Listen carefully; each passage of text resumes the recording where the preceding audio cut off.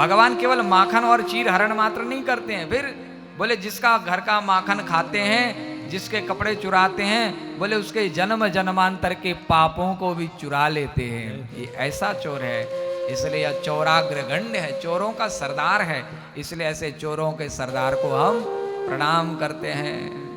इसलिए भैया जो चोरी चकारी करने वाले लोग हैं, भले ही घर में 10 रुपए का ही नोट हेरा फेरी कर लेते हो, उनको भी ठाकुर जी को अपना इष्ट मानना चाहिए। क्यों? क्योंकि चोरी की विद्या तुमको यदि आई तो इनकी कृपा से आई। इस प्रकार के ठाकुर जी अब लीला प्रारंभ होती है। घर घर में जाते चोरी करते, और गोपियों को भी बहाना मिल गया लाला के नित्य दर्शन का। वैसे तो गोपियों के दर्शन में बाधा पहुंचती थी, क्योंकि रोज रोज नंदालय में जाना भी उचित नहीं है। अरे एक दिन कोई बहाना लेके जाओगे, 2 दिन जाओगे, रोज रोज क्या बहाने लेके जाओगे। होता है ना, कभी कभार लोग बहाने करके भी घर में आ जाते हैं।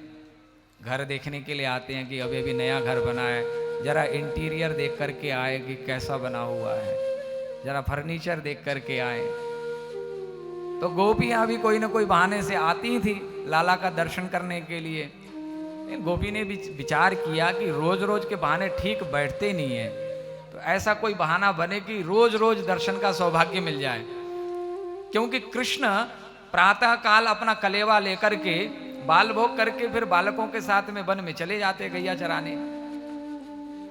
अब सायंकालीन गोधूली वेला में लौटते सूर्यास्त में, तो इतने समय में ही दर्शन होता था, प्रातः काल और सायंकालीन गोधूली वेला में जब लौटते थे। रात को दर्शन होने की तो संभावना है नहीं, तो पूरा दिन खाली जाता था कृष्ण दर्शन के बिना। तो गोपियों को लगता था कि प्रातः काल का जो भी समय है, तो वो समय ऐसा मिले कि उसमें लाला का तनिक आराम से दर्शन मिल जाए। और गोपियां कई बहाने करती थी, अभी आगे की कथा में सुनेंगे आप। तो गोपियों ने भी एक निर्णय लिया, जैसे कृष्ण ने अपने ग्वाल बाल की एक मंडली तैयार की, ऐसी गोपियों ने भी अपनी मंडली तैयार की। और गोपियों ने विचार किया कि देखो बहना, अब तो लाला भी सबके घर घर में चोरी करने आने लगा है, तो ऐसा करते हैं, देखो किसी एक के घर में चोरी करे। अब रोज तो चोरी करने आएगा नहीं एक घर में, शिकायत लगाने जाती हो तो केवल एक बार दर्शन होता है, वो भी उसी व्यक्ति को जो शिकायत लगाने गया, बाकी तो सब वंचित रह जाते हैं। अब पता नहीं कितने दिन में नंबर आए। जैसे कि यहाँ के जितनी भी देवालय हैं, देवालय में जो भी गोसाई जी सेवा करते हैं, अब एक गोसाई जी की सेवा पता नहीं साल भर बाद में आए, 2 वर्ष बाद में आए, तो ऐसा क्या करे कि रोज रोज सेवा मिल जाए। तो बोले रोज रोज सेवा मिल जाए तो उसके लिए एक युक्ति उचित है। क्या?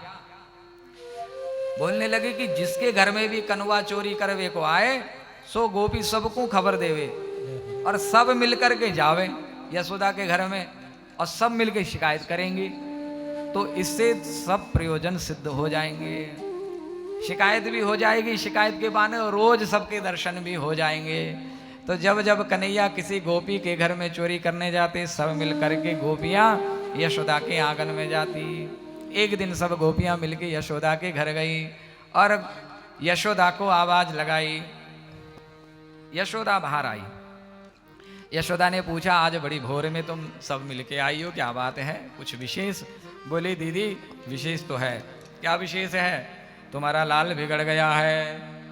वत्सान मुंचन क्वचिद समये क्रोश संजात हासः स्तेयं स्याद्वत्यथ दधिपयः कल्पितैस्तेययोगैः मरकान् भोक्ष्यन् विभजति सचिन्नातिभण्डं भिनत्ति द्रव्यालाभे सगृहकुपितो यात्युपक्रोश्यतो कान्।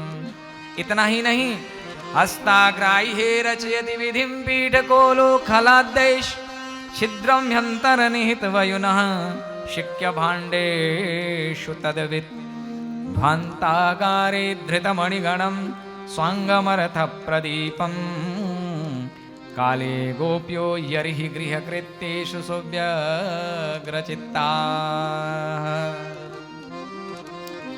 गोपियाँ शिकायत लगा रही हैं, अरे सखी, तेरा लाल घर में घुस जाता है और माखन की चोरी करता है।